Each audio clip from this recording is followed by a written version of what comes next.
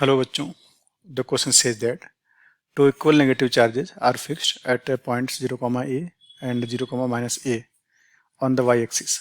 A positive charge capital Q is released from rest at the points 2a, 0 on the x-axis.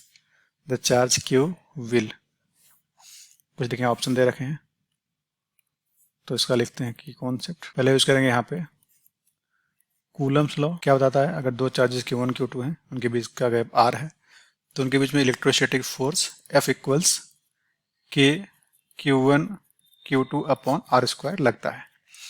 Second use करेंगे condition for the simple harmonic motion. तो for simple harmonic motion जो force लगना चाहिए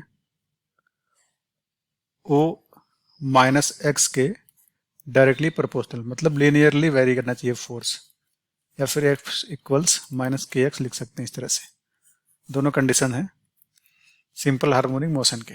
अब हमसे बोल रहा है दो चार्जेज रखे हैं, एक 0, a और एक 0, माइनस a पे। तो थोड़ा ड्रॉ करते हैं। यहाँ पे एक चार्ज मान लेते हैं कि एक चार्ज यहाँ रखा है, एक टू इक्वल नेगेटिव चार्जेस, दोनों नेगेटिव हैं, ठीक है। तो हम मान लेते हैं यहाँ पे है माइनस क्यू और यहाँ पे भी है माइनस क्यू। ये 0, माइनस ए पे है, ये वाला 0, ए पे रखा है। एक बोला एक प्लस चार्ज कैपिटल क्यू को हमने यहाँ से रिलीज कर दिया है। इसके कोऑर्डिनेट्स हैं 2a, 0। तो अभी कितना होगा ये 2a, 0 हो जाएगा। इस तरह से हम मानते हैं किसी टाइम टी पे, यहाँ एट टी इक्वल 0 पे है, ये एट टी इक्वल 0 पे यहाँ पे है। हम किसी रैंडम टाइम टी पे मानते हैं कि एट टी इक्वल्स टी, ये इसका पोजीशन मान लेते हैं, इस सेंटर से कुछ x हो गया है। तो थोड़ा ड्रॉ करते हैं इसका। हम आते कुछ यहाँ पहुँच गया है फिलहाल, ये वाला कैपिटल क्यू है और इधर मूव कर रहा है, गैप x मान लिया हमने। तो अगर यहाँ निकालें, ये वाला तो ए होगा, ये भी ए होगा, ठीक है। ये कितना आने वाला है under root a square plus x square. यहाँ माइनस क्यू है, यहाँ पे माइनस क्यू है। फोर्स कुछ इस तरह से लगने वाला है, ये भी दोनों फोर्स क्या मैग्नीट्यूड इक्वल होगा। तो लिखते हैं फोर्स, कोई एफ निकालें एक, तो एफ बन जाएगा k capital Q small q upon a square plus x square, ठीक है। ये फोर्स आएगा किसी एक का। अगर इसके कंपोनेंट्स कर लेते हैं, यहाँ पे ये एंगल मान लेते हैं कुछ थीटा है, तो दोनों के कंपोनेंट इधर आएंगे F cos theta, F cos theta दोनों का ही, और ऊपर आएगा एफ साइन थीटा, नीचे भी आएगा एफ साइन थीटा, एक दूसरे को कैंसिल कर देंगे। इधर आएगा 2f कॉस थीटा, ये दोनों फोर्स कैंसिल कर दिए एक दूसरे को, ठीक है। तो लिखते हैं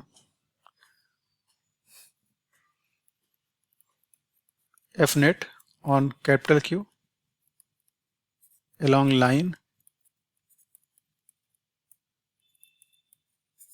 joining O। तो एफ नेट बन के आने वाला है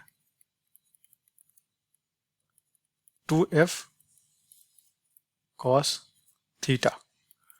तो 2 हो गया और एफ अभी निकाला हमने, k small q capital q upon कितना रहा था r square, sorry a square plus x square, ये आ रहा था a square plus x square. और कॉस थीटा कितना आएगा, ये आएगा x upon under root a square plus x square, ठीक है। देखिए यहाँ पे कॉस थीटा क्या होता है, बेस अपॉन हाइपोटेनियस, बेस हमने एक्स मान रखा है, hypotenuse under root a square plus x square है। तो थोड़ा इसको सॉल्व करते हैं। तो ये बन के आएगा F net equals to capital K small q capital Q x upon a square plus x square to the power 3/2।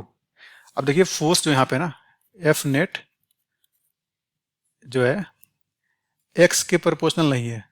अगर यहाँ लिख दें इसको, since F net is not directly proportional to minus x, therefore it is not SHM। SHM मतलब simple harmonic motion. लेकिन देखिए SHM नहीं करेगा, लेकिन जब चार्ज लेफ्ट साइड में मूव करेगा फिर से इस पे फोर्स अपोजिट लगना स्टार्ट हो जाएगा। ठीक है, तो फिर से इस सेंटर की तरफ मूव कर जाएगा दोबारा। ठीक है, तो सिंपल हार्मोनिक मोशन नहीं होगा लेकिन ऑसिलेटरी मोशन होगा। ठीक है, तो बट